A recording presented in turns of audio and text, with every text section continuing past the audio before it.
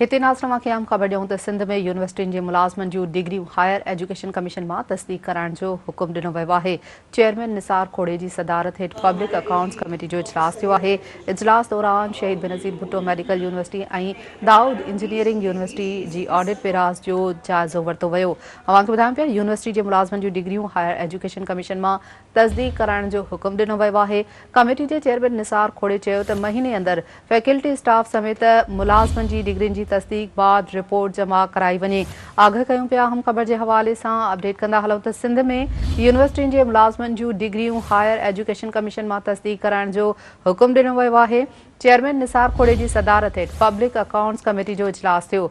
इजलास दौरान शहीद बेनज़ीर भुट्टो मेडिकल यूनिवर्सिटी ऐं दाऊद इंजीनियरिंग यूनिवर्सिटी जी ऑडिट पेरास जो जाइज़ो वरितो वियो। अवांखे ॿुधाईंदा हलूं त यूनिवर्सिटी जे मुलाज़मनि जूं डिग्रियूं हायर एजुकेशन कमीशन मां तस्दीक़ कराइण जो हुकुम ॾिनो वियो आहे। तफ़सील मालूम कंदासीं चीफ रिपोर्टर फयाज़ कुरैशी खां। फयाज़ कुरैशी, इजलास थियो आहे, छा तफ़सील आहे हिन हवाले सां? बिल्कुल Anila, public accounts committee Sindh assembly जो इजलास थियो आहे। शहीद मोहतरमा बेनज़ीर भुट्टो मेडिकल यूनिवर्सिटी लाड़काणू ऐं दाऊद इंजीनियरिंग यूनिवर्सिटी जे हवाले सां ऑडिट पेरास बहस कयो वियो आहे।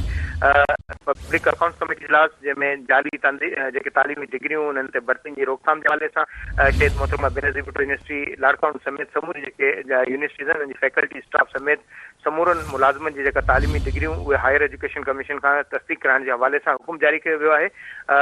पब्लिक अकाउंट्स कमेटी इजलास जंहिंजी सदारत चेयरमैन निसार खोड़ो करे रहियो हुयो, उन 2017 ऐं 18 वारे साल जेको ऑडिट जेका पेरास आहिनि उन्हनि जी जाइज़ो वरितो। इजलास में दाऊद इंजीनियरिंग यूनिवर्सिटी जी जेका ऑडिट पेरास जो जाइज़ो वठण जे दौरान ख़ासि तौर ते जेका शहीद मोहतरमा बेनज़ीर भुट्टो मेडिकल यूनिवर्सिटी लाड़काणू जी वीसी डॉक्टर नुसरत शाह ऐं ॿिन्हिनि वीसी डॉक्टर समीन हुसैन समेत जे अमलदार जेके पेश थिया ऐं ऑडिट खाते पारां मुख़्तलिफ़ जेके इशूज़ आहिनि उन्हनि ते एतिराज़ उथारिया विया। मेडिकल यूनिवर्सिटी में हैक खां डिग्रियूं जेके तस्दीक़ करण जे हवाले सां भर्ती करण जे हवाले सां मामिलो साम्हूं आयो। अहिड़ी तरह सां भर्तियुनि खां अॻु में MBBS BDS समेत ॿिया जेके मेडिकल डिग्रियूं आहिनि उन ते PMDC पारां तस्दीक़ ऐं तस्दीक़ी सर्टिफिकेट जारी करण जे हवाले सां हिदायत जारी कई हुई। इन हवाले सां VC डॉक्टर नुसरत शाह आगाही ॾिनी। संदसि इहो चवणु हुयो त ज़रूरत जे वक़्तु हैक खां डिग्रियूं जेके आहिनि तस्दीक़ कराए सघिजे थी ऐं डिग्रियुनि जी तस्दीक़ जे हवाले सां मरहले में हिकिड़ो मुलाज़िम जी डिग्री जी तस्दीक़ न थी सघी आहे जंहिंखे नौकरी तां फारिग कयो वियो आहे। अहिड़ी तरह सां शहीद मोहतरमा बेनज़ीर भुट्टो मेडिकल यूनिवर्सिटी लाड़काणू समेत सिंध जे समूरे जेके यूनिवर्सिटियुनि जी फैकल्टी स्टाफ समेत